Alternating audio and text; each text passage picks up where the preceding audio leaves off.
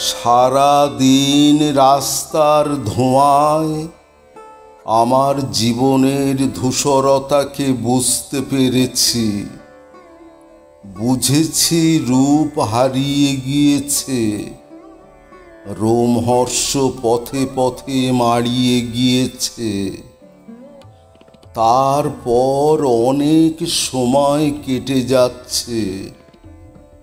দরজা খুলে ঘরে ঢুকে মোম জ্বালাতেই যেন কার নীলাম্বরী নীল সমুদ্রের চলকের মতো বাতাসের ভিতর উথলে উঠল।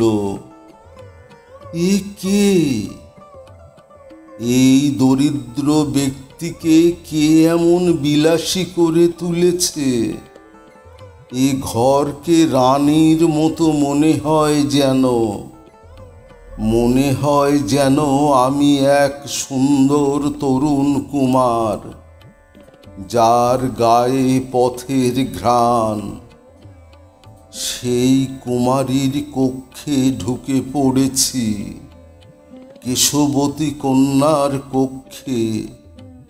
অপার চুল দিয়ে যে তার কুঁচ বরণ রূপ ঢেকে রেখেছে। কে কন্যা? কার নীলাম্বরী কালিদহের তুফানের মতো বাতাসের ভিতর উছলে উঠছে? চৈত্রের রাত, চৈত্রের অন্ধকার, কেশবতী কুঁজবরণ পুরীর কুমারী একাকী। আর আমি অপলক দৃষ্টিতে তার দিকে তাকিয়ে থেকেছি। নীলাম্বরী যেন কালিদহের তুফানে অগ্নিগিরি হয়ে ধরা দিল।